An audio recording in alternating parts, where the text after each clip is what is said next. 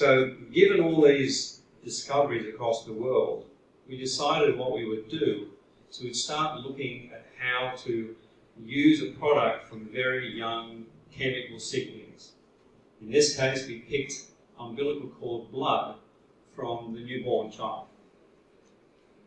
Từ tất cả những cái nghiên cứu trên thì chúng tôi đã tập trung vào để tìm ra cách có thể phát triển được công nghệ trị liệu từ những lứa tuổi từ khi rất là trẻ, và chúng tôi đã chọn là cuống rốn của trẻ sơ sinh,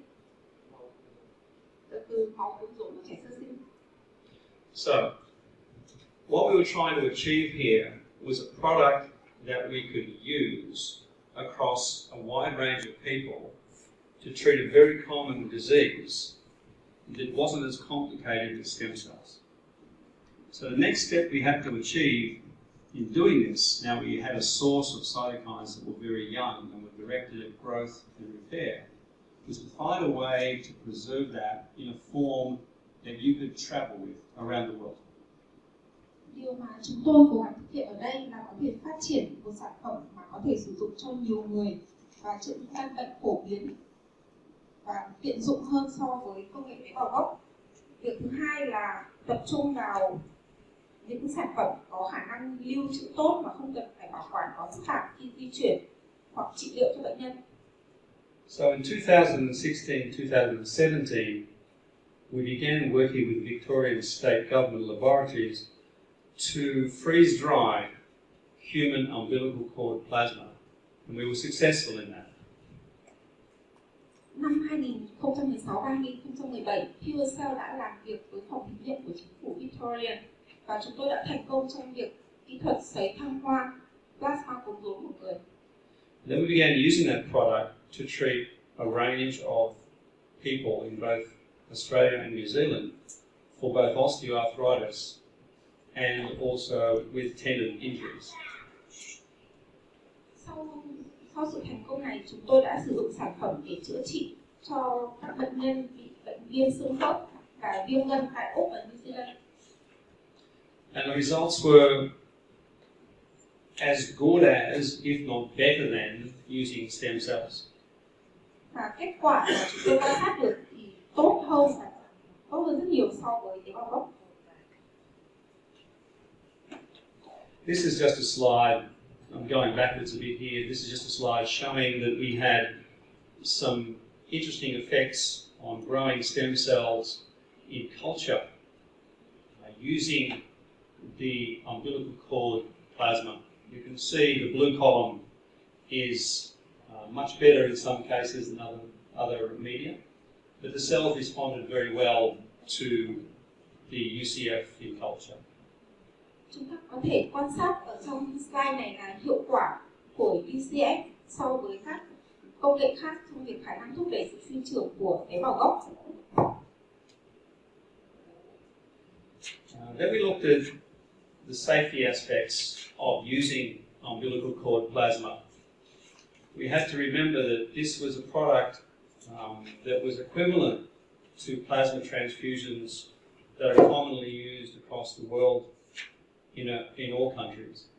The difference was that the donors of the plasma were newborn babies, not adults. Ở đây chúng ta cần hiểu được tính an toàn của liệu pháp UCF là tương tự như là truyền huyết tương và đã sử dụng ở trên toàn thế giới. Điều khác duy nhất và đặc biệt nhất là người ủng hộ, người cung cấp, nguồn cung cấp huyết tương ở đây là trẻ sơ sinh chứ không phải là người bệnh mà đang ở cái tuổi mà có vấn đề. This is just a slide showing the FDA has approved the use of plasma to treat certain diseases as a first line. Ở đây thì là một số bệnh mà đã được FDA kiểm duyệt là có thể sử dụng huyết tương an toàn như là liệu pháp điều trị bước 1. The plasma, as it's processed to produce the final product, comes from the United States. So how this works is that each pregnant mother is tested, each individual umbilical cord is tested, and then the plasma is pooled, and then that's shipped to Melbourne, where it's retested again. There are multiple testings along the way that test the plasma to the American blood bank standard and the Australian blood bank standard for HIV, hepatitis, bacteria, fungi, endotoxin, all the contaminants that you would normally test blood for if you went to a blood bank. Huyết tương có mà chúng tôi sử dụng có nguồn gốc từ Mỹ. Bắt đầu từ khi mà người mẹ có thai thì chúng tôi đã thực hiện xét nghiệm đầy đủ trên người mẹ. Sau khi trẻ sơ sinh được sinh ra thì các thí nghiệm đầy đủ chúng tôi cũng thực hiện trên cúng rốn, từng cúng rốn. Sau đó huyết tương cũng được thực hiện thử nghiệm. Sau khi sản phẩm được đảm bảo theo tiêu chuẩn của Mỹ, sau khi được chuyển đến Melbourne, chúng tôi đã thực hiện tiếp tục kiểm tra lần thứ 2. Trong các bài kiểm tra thì chúng tôi đảm bảo các kết quả không có nhiễm HIV, không có nấm, cũng như không có các độc tố. So then we had a look finally at whether the product was stable. It would remain on the shelf at room temperature, which meant then that you could actually ship it around the world and you could scale the process up, which is what was difficult to do with stem cells. Tính ổn định của sản phẩm nó được đảm bảo và được kiểm tra như các quý vị có thể thấy ở trên slide. Bởi vì tính ổn định này được xét nghiệm trong nhiệt độ học, do đó việc vận chuyển sản phẩm từ các nước đến các nước trên thế giới cũng như là bảo quản trong thời gian dài mang tính hiệu quả của sản phẩm UCF.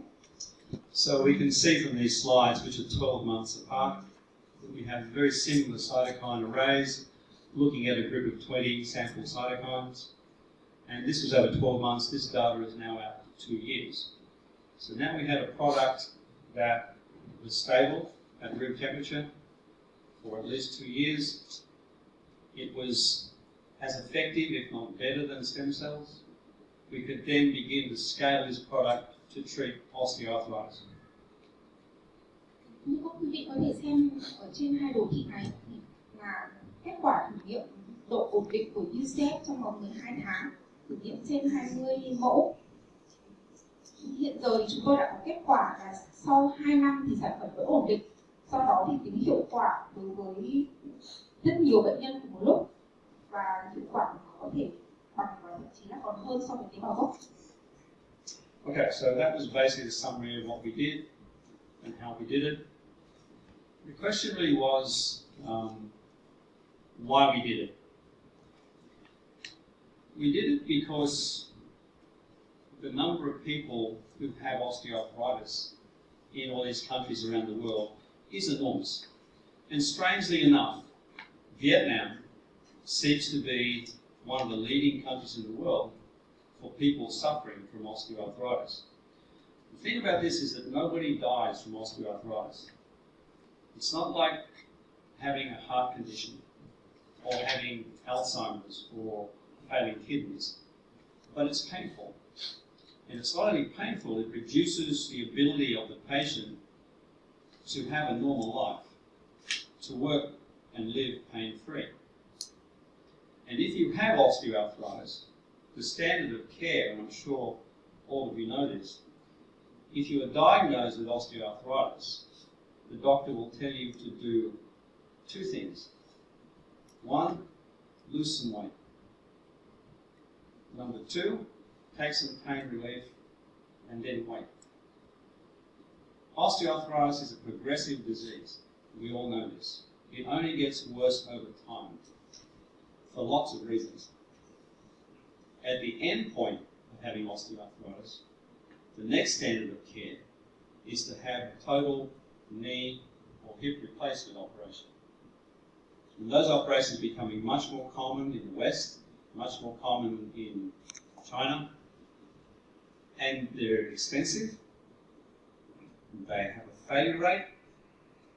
Going back and doing them a second time is difficult, if not impossible.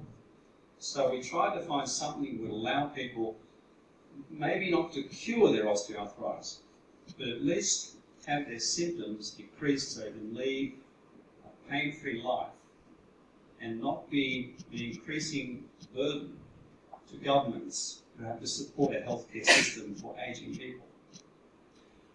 I realise that I'm saying too much for my translator to catch up. but it's really important for us, it's important for us to recognize the fact that in 2022, for the first time in human history, the number of people in the US older than 65 years of age will exceed the number of children under 5 years of age. This is an enormous problem. The aging population of the world, and everybody here has the same problem. The aging population of the world will become an enormous problem that will cost trillions of dollars to try and stop. And this is a burden that has to be addressed. The problems of osteoarthritis, Alzheimer's, heart disease, kidney failure, liver disease. It goes on and on and on. And all of us are on this path. So we set out to look for something that could possibly not cure the problem, but at least help and alleviate that system. So this is, the UCF is a step on the path. It's not the final product. It's not a product that will fix everything. From our research and from our clinical work, we've been very encouraged by what it can bring to patients. That should keep my girl busy for a bit. Bây giờ tôi muốn tóm tắt, như là đã tóm tắt về UCF, thì có thể nhìn quan sát ở trên slide. Nhưng mà câu hỏi ở đây là vì sao chúng tôi lại nghiên cứu và thử nghiệm để tìm ra UCF. Một trong những vấn đề mà nghiêm trọng cũng được ghi nhận ở trên thế giới và đặc biệt là ở Việt Nam là có rất nhiều bệnh nhân bị bệnh viêm xương khớp. Mặc dù là căn bệnh này nó không nghiêm trọng như các căn bệnh tim hay thận, hay những căn bệnh có thể gây chết người, nhưng mà căn bệnh này đặc biệt gây đau đớn. Và khi chúng ta càng lớn tuổi lên thì căn bệnh này sẽ càng trở nên nặng hơn, chứ không có chiều hướng thuyên giảm như các căn bệnh khác. Do vậy, khi chúng ta gặp bác sĩ và khám vào căn bệnh này thì phần lớn các bác sĩ sẽ khuyến nghị là bệnh nhân phải giảm cân, uống thuốc giảm đau và một số loại thuốc trị liệu. Tuy nhiên là cái vấn đề này nó sẽ không được giảm, nó không được thuyên giảm. Bước tiếp theo mà khi bệnh viêm xương khớp trở nên nặng thì bác sĩ sẽ khuyến nghị là phải thay toàn bộ khớp. Đấy. Hiện giờ thì các phẫu thuật thay khớp đã rất phổ biến ở nước ngoài và Trung Quốc, nhưng mà giá cả thì rất là đắt và tỷ lệ thất bại thì cao. Và nếu như lần thay khớp đầu tiên không thành công thì khi bệnh nhân muốn thực hiện lần thứ hai thì rất là khó, và đặc biệt là những bệnh nhân bị viêm xương khớp mà khi đã lớn tuổi thì khả năng mà tự chữa trị cho bản thân và tự lành của bản thân rất là kém. Do vậy mà mục tiêu của PURECELL sau nhiều năm làm việc về tế bào gốc và thử nghiệm trên cả động vật và con người thì chúng tôi quyết tâm là tìm sản phẩm mà có thể giảm thiểu các triệu chứng. Sản phẩm mà chúng tôi tìm ra không phải là để chữa trị, nhưng mà sẽ giúp cho bệnh nhân có thể không còn thấy đau nữa và có thể trở lại cuộc sống bình thường. Một cái vấn đề nữa mà chúng tôi cũng quan tâm khi nghiên cứu về UCF là trong các nghiên cứu của các chính phủ quốc tế thì khoảng năm 2022 thì tỷ lệ người già hơn 65 tuổi sẽ nhiều hơn trẻ em dưới 5 tuổi. Do vậy mà các chính phủ hiện giờ đang tốn rất nhiều chi phí để cung cấp về vấn đề dịch vụ y tế cũng như là bảo hiểm cho dân số già. Ngoài ra thì vì lão hóa mà tuổi thọ kéo dài, những căn bệnh như bệnh tim, bệnh thận và các bệnh lão hóa về khớp hay là xương, viêm gân đã trở nên rất là phổ biến. Cho nên vấn đề này không những chỉ ảnh hưởng đến từng bệnh nhân mà còn cả kinh tế của những bộ ban ngành có liên quan đến việc chăm sóc sức khỏe của bệnh nhân. Well done. Anh có nói thêm là lý do, anh có giải thích là lý do vì sao mà công ty của anh ấy đã bắt đầu bước vào cái lĩnh vực này. Cũng như là anh vừa giải thích thì là cái vấn đề già hóa. Và cái sản phẩm mà anh muốn nói, cái sản phẩm này thì nó chỉ là những cái bước nghiên cứu rất là đầu tiên thôi, và người ta đã chọn một cái lĩnh vực là cái lĩnh vực xương khớp để người ta đưa ra các thử nghiệm và đưa ra những, và họ thấy những kết quả rất là thuyết phục. Tuy rằng nó không phải là một cái loại thần dược có thể chữa khỏi hoàn toàn bệnh, nhưng mà chắc chắn là sẽ mang lại một cái cuộc sống nó ít đau đớn khổ sở hơn cho bệnh nhân. Và anh cũng nhấn mạnh rằng là đây nó chỉ là cái bước đầu tiên trong một cái chặng đường còn rất là dài, bởi vì là đối với vấn đề già hóa ở trên toàn thế giới như ở Việt Nam thì cái người già hóa được rất là nhiều các cái bệnh khác nhau, chứ không phải chỉ có mỗi riêng cái bệnh xương khớp này. Và đây cũng chỉ là cái bước nghiên cứu đầu tiên của sản phẩm này ứng dụng trong thực tế thôi. Thank you. Just a little bit of science. I won't keep it very long, it'll be very boring. This is just a graph of some of the cases we have done. This is a number, about 140 people here, mostly knees, as you can see, 126. The take-home message from the slide is obvious. You can see that the scores, this is pain scores here, you can see it goes from around about 6 down to a level of about 0.9, and it maintains around that level for up to 2 years. This is one injection. So we have a product here that seems to be safe, effective, and the patients benefit from it for a reasonable period of time. Quý vị có thể nhìn thấy xu hướng trung bình mức độ cao sau khi mà bệnh nhân chỉ tiêm một lần để điều trị các bệnh về khớp. Thì các quý vị có thể quan sát là mức độ đau trước khi thử nghiệm, trước khi tiêm là 5.8 và sau đó đã giảm xuống và duy trì hiệu quả trong vòng 2 năm. Yeah, once again, this is just this is the knee ones. Same thing. This is the hip ones. Interestingly enough, knees are by far and away the most common osteoarthritic joint in the body. And we were speaking last night regarding why Vietnam seems to have such a large number of patients with knee osteoarthritis. The general consensus was that Vietnamese people tend to bend down on their knees an awful lot more than other people do. I know we don't in Australia spend a lot of time in that position, but I think that puts a lot of pressure on the knee in that area. So the hip ones were a little bit different, but still they responded in the same way over the same length of time, and the patient maintained their pain and their mobility. Ở đây chúng ta cũng có thể quan sát kết quả tương tự khi chúng tôi chữa trị trên khớp và trên đầu gối cho bệnh nhân. Như hôm qua chúng tôi có trao đổi với các chuyên gia ở Việt Nam thì chúng tôi có một số thắc mắc là tại sao Việt Nam có một số suy nghĩ về tại sao mà Việt Nam lại có nhiều người bị bệnh viêm khớp như thế. Thì các chuyên gia ở đây có một nhận định chung là có thể là vì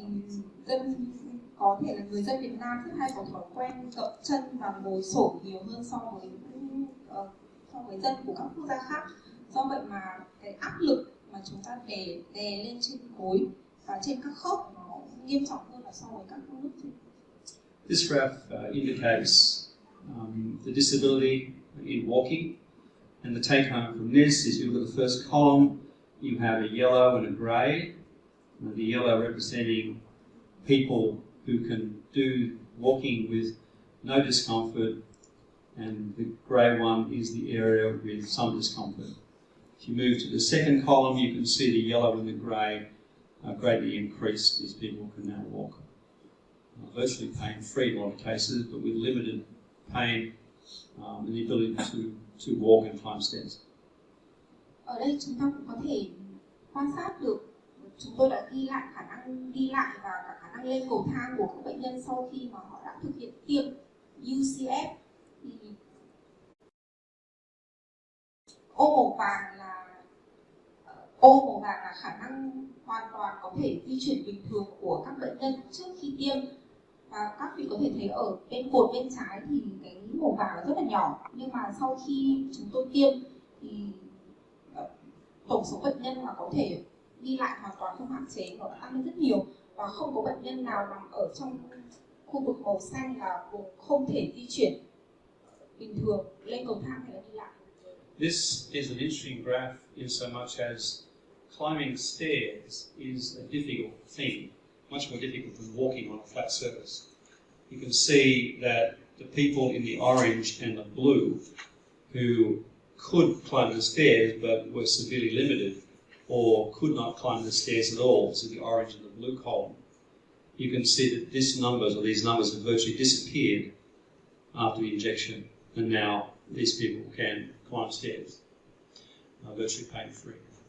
So that's probably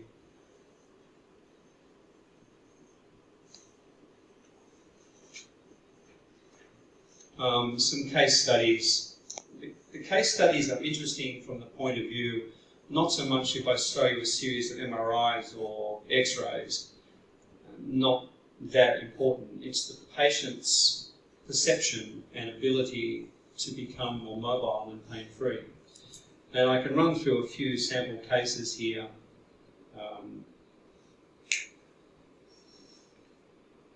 They go from age, this is also an interesting statistic. The patients ranged in age from their early 30s, and our oldest patient was 92. And so all these people had benefited quite a lot. This was a 45-year-old male who was a highly competitive sportsman, a world champion in a specific sport. And he had a hip problem, but was unable to compete, or wanted to compete in the world championships and was unable to do so. Then after treatment, did well enough to compete in the world championships. I'd like to tell you that he won the world championship, but he didn't, came second. Ở đây nếu chúng tôi chỉ giới thiệu về phim chụp hoặc là MRI thì rất là khó có thể thể hiện được tính hiệu quả của UCF. Cái chúng tôi rất là quan tâm sau khi thực hiện tiêm trị liệu cho bệnh nhân là khả năng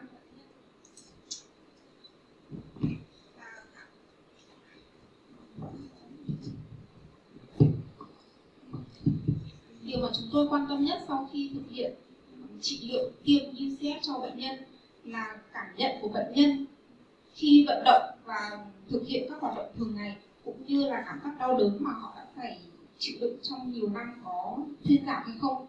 Ở đây trong trường hợp 1 là có bệnh nhân 45 tuổi đã từng là vận động viên thi đấu trong giải thi đấu quốc gia. Anh đã có vấn đề về hông, kẹp cứng, giảm khả năng vận động. Tuy nhiên sau khi điều trị bằng UCF thì đã khe sụn đã tăng và cải thiện các dấu hiệu thoái hóa, và anh đã trở lại thi đấu ở giải thi đấu quốc gia. I just put this one in because the gentleman is 69 years of age. It was a hip one. The reason I put it is because he had previous stem cell therapy before he did the UCF treatment. The stem cell therapy was not successful. I must say that all the stem cell therapies that take place in Australia and New Zealand are only approved to be autologous, which means it's your stem cells back to you. It's not somebody else's stem cells. And so the gentleman was 69 years of age. His stem cells didn't grow well in culture, and that's probably the reason why he didn't get a good result as he would have liked. Ở đây chúng tôi có trị liệu cho bệnh nhân là nam 69 tuổi. Lý do mà tôi muốn đề cập đặc biệt đến trường hợp này vì trước đó ông đã trị liệu bằng tế bào gốc không thành công. Tất cả những thử nghiệm thành công tế bào gốc tại Úc và New Zealand đều là tế bào gốc tự thân chứ không phải là tế bào gốc dị thân. Và khi sử dụng tế bào gốc của ông để nuôi cấy nó đã không được thành công như mong muốn, do vậy mà cái phương pháp này đã không thể thực hiện được. Sau đó ông đã chuyển sang sử dụng phương pháp UCF và kết quả là bên phải hoàn toàn hết cơn đau, và bên trái của ông cơn đau đã giảm rất đáng kể. I put this next patient in because this patient was a sportsman in an impact sport, a sport that required a lot of impact of kicking, boxing. So his constant trauma to the joints was something that was interesting to us. He went particularly well for a long period of time, but continued to do the same impact sports. And he relapsed. He was an initial success, but then relapsed. And the reason for this was the fact that the point I'm trying to make is that osteoarthritis is an ongoing disease. If you get treated, you keep running a marathon, then you won't do as well for as long a period of time as somebody who becomes less, not so much less active, but picking the things that you do that are more suitable to maintain the treatment. Trường hợp thứ ba chúng tôi muốn đưa vào vì bệnh nhân DM 54 tuổi, ông là vận động viên mà chuyên về võ thuật cận chiến, do vậy mà có rất nhiều đòn đấm đá cũng như boxing ảnh hưởng lớn đến phần khớp. Khi ông trị liệu lần đầu tiên UCF thì đã rất là thành công, tuy nhiên sau đó thì ông đã quay trở lại và tiếp tục vận động, và sau đó thì ông đã có vấn đề và bị đột quỵ và bị tái phát. Ở đây tôi muốn đề cập đến lý do tại sao lý do tại sao là ông lại tái phát bệnh viêm xương khớp, vì căn bệnh này là căn bệnh mà không dừng mà nó sẽ tiếp tục cho đến hết quãng đời UCF, có khả năng giảm đau chứ không phải là chấm dứt căn bệnh. Và khi chúng ta đã có bệnh viêm xương khớp thì cần phải hạn chế vận động cũng như là thay đổi chế độ sinh hoạt thường ngày, không vận động nặng và gây áp lực lên các khớp như trước khi chúng ta có vấn đề. This gentleman I put in because he's a world famous sports person. He had an injury to his shoulder, rotator cuff. You can see on the ultrasound there that he has a tear across that supraspinalis tendon. He was injected with UCF, and the gentleman went on to play high impact sport at a very high level in the World Cup, which he wouldn't have been able to do otherwise. And the healing time for this was shortened dramatically. We actually knew that we'd get a very good result with tendons because we'd done around about 4,000 horses in the United States. And horses get a lot of tendon injuries because running with an animal that size and landing, they do a lot of tendon strains. And we got a lot of excellent results with tendons. They seem to do very well and go back to work again. So it was just not just about the osteoarthritis, but it was also about tendon injuries. Things like golfer's elbow and tennis elbow, they're quite common in people as you get older, but they take a long time to heal. The UCF shortens that time down quite a lot. Ở đây tôi muốn giới thiệu bệnh nhân này là vận động viên có mô dục chuyên nghiệp. Vấn đề mà anh gặp phải là chấn thương xương vai phải. Quý vị có thể nhìn thấy trên ultrasound là ông bị ở trên vai phải có phần xé cơ, và sau khi sử dụng UCF thì anh đã có thể trở lại thi đấu như bình thường. Ngoài ra chúng tôi cũng muốn đề cập là chúng tôi có rất nhiều thành công trong việc sử dụng UCF để chữa trị. Chúng tôi đã thực hiện các thử nghiệm rất nhiều trên ngựa ở tại Mỹ. Vì ngựa là động vật mà có rất nhiều vận động có liên quan đến phần gân và cơ. Do vậy mà khi sử dụng UCF thì chúng tôi rất tự tin là khả năng chữa trị rất là tốt. Ngoài ra khi người già cũng có rất nhiều vấn đề về vai và đầu gối thì khả năng của UCF là giúp cho việc sửa chữa và làm lành những vấn đề này rất là nhanh so với các trị liệu khác.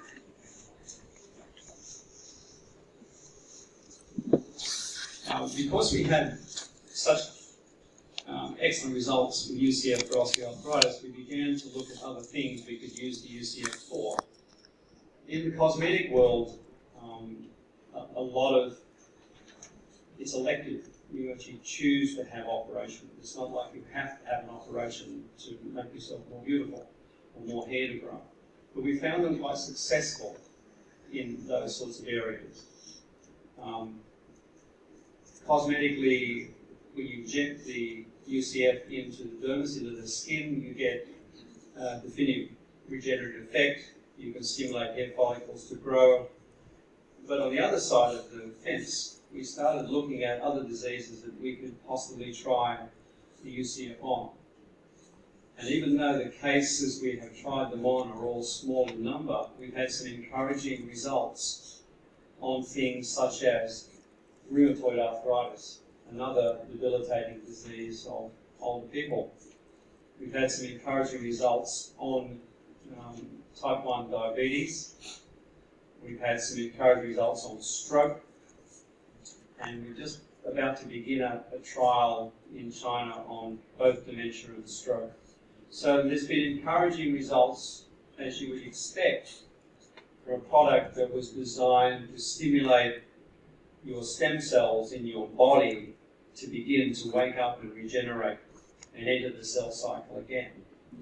So we think we've got a product here, we believe we've got a product here that can help a lot of people in some diseases that you would call low-hanging fruit.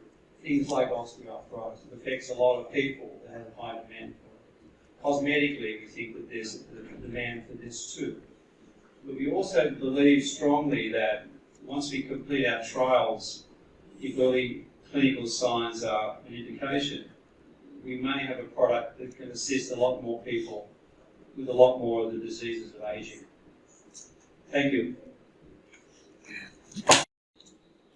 Sau khi những thử nghiệm thành công và những kết quả khả quan mà chúng tôi có sau trị liệu căn bệnh viêm xương khớp, thì chúng tôi đã tiến hành nghiên cứu thêm trong các lĩnh vực khác, trong đó có lĩnh vực thẩm mỹ. Ở đây chúng tôi nghiên cứu sản phẩm mà không cần phải sử dụng đến việc mổ hay là thay đổi bộ phận của cơ thể để trở nên đẹp, mà sử dụng UCF có thể khi tiêm vào dưới da sẽ giúp trẻ hóa, mọc tóc và có thể giải quyết nhiều vấn đề mà hiện giờ các bệnh viện thẩm mỹ cũng đang cung cấp. Ngoài ra chúng tôi cũng nghiên cứu các loại bệnh khác, đặc biệt là bệnh mãn tính. Trong những số liệu mà chúng tôi đã thử nghiệm, mặc dù là số liệu vẫn còn nhỏ, nhưng mà cái kết quả rất là khả quan, đặc biệt là trong bệnh viêm thấp khớp, bệnh tiểu đường loại 1, bệnh đột quỵ. Trong năm nay thì chúng tôi sẽ thực hiện nhiều thử nghiệm về bệnh đột quỵ tại Trung Quốc. Chúng tôi tin rằng sẽ có nhiều kết quả khả quan và ghi nhận thông số để có thể thông báo với để có thể sử dụng và chính thức chữa trị UCF cho những căn bệnh này.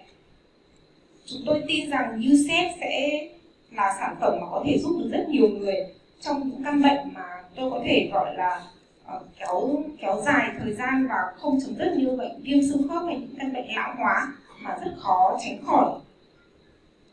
Sau những thử nghiệm sản phẩm này thì chúng tôi hy vọng là sẽ giúp được rất nhiều người, không chỉ ở tại Úc, tại New Zealand mà Trung Quốc, Việt Nam và tiến ra các nước khác ngoài châu Á, châu Mỹ và trên toàn thế giới. Xin chân thành cảm ơn.